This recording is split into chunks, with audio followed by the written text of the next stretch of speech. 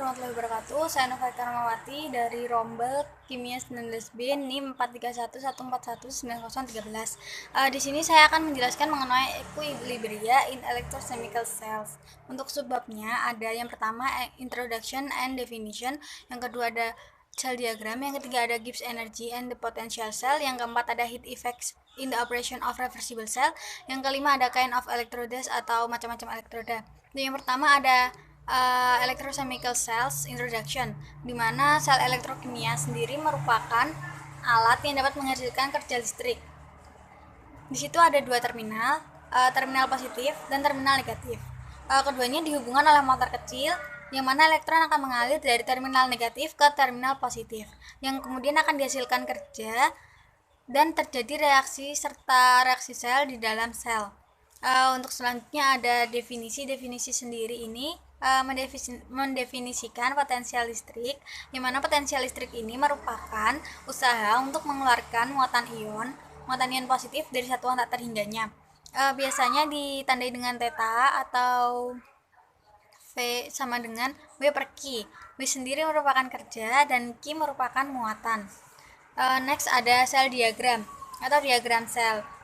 Sel diagram ini sendiri diwakili oleh sel elektrokimia ini diwakili oleh diagram yang mana menunjukkan sebuah bentuk teroksidasi dan terreduksi dari zat elektroaktif yang atau serta spesies lain yang mungkin terlibat dalam reaksi elektroda. Elektroda logam ditempatkan pada ujung dan zat atau gas yang tidak larut ditempatkan pada posisi interior yang berdekatan dengan logam. Posisi interior maksudnya posisi di dalam. Terus ada spesies yang dapat larut ditempatkan pada dekat bagian tengah diagram. Kalian bisa membayangkan kan seperti apa? Nah, dalam diagram lengkap, keadaan agregasi semua zat dapat dijelaskan dan konsentrasi atau aktivitas bahan terlarut diberikan.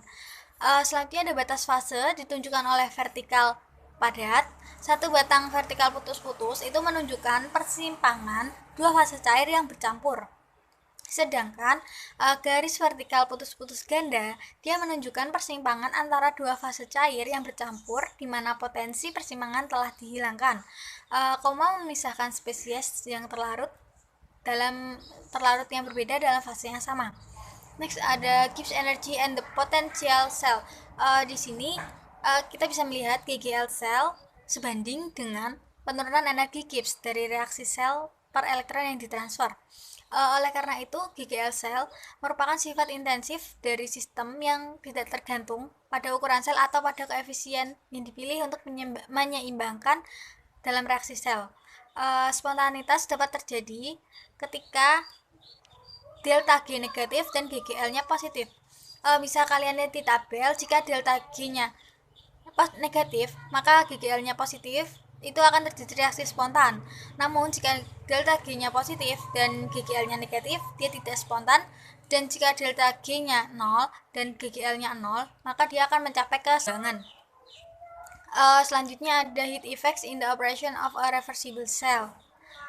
Dalam contoh 17.3, kita menghitung delta H0 itu untuk reaksi sel dan potensial sel dan koefisien suhunya. Jika reaksi dilakukan secara irreversibel, hanya menyaburkan reaktan, delta H0-nya itu merupakan panas yang mengalir dari sistem dalam transformasi dengan hubungan biasa.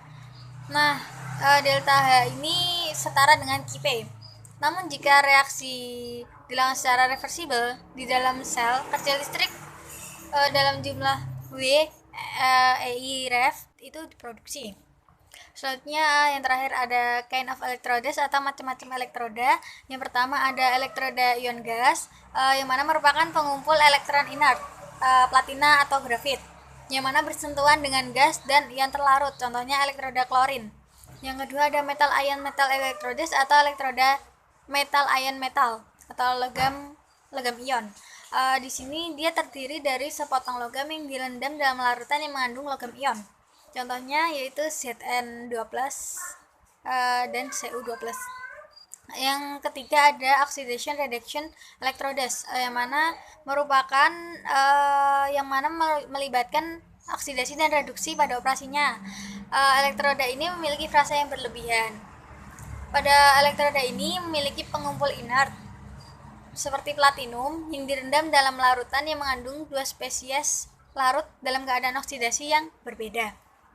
Lalu yang keempat ada elektroda ion garam tidak larut pada logam. Elektroda ini bisa disebut dengan elektroda kedua. Terdiri dari sebatang logam yang direndam dalam larutan yang mengandung garam padat yang tidak larut dari logam dan anion garam tersebut. Untuk pembagiannya sendiri ada 4. Yang pertama elektroda perak klorida atau AgCl, merupakan elektroda dengan referensi umum. Jadi dia kelas umum yang bisa dijadikan sebagai referensi. Selanjutnya ada elektroda kalomel. Kalomel ini atau biasa dengan Hg2Cl2, dia itu merupakan kumpulan dari elektroda yang ditutup dengan kalomel atau merkurius klorida larutan KCl. Yang ketiga ada elektroda oksidasi oksida merkurius, di mana elektroda ini merupakan elektroda yang ditutupi oleh duplikat oksida merkuri dan larutan basa. Biasanya dilambangkan dengan HgO.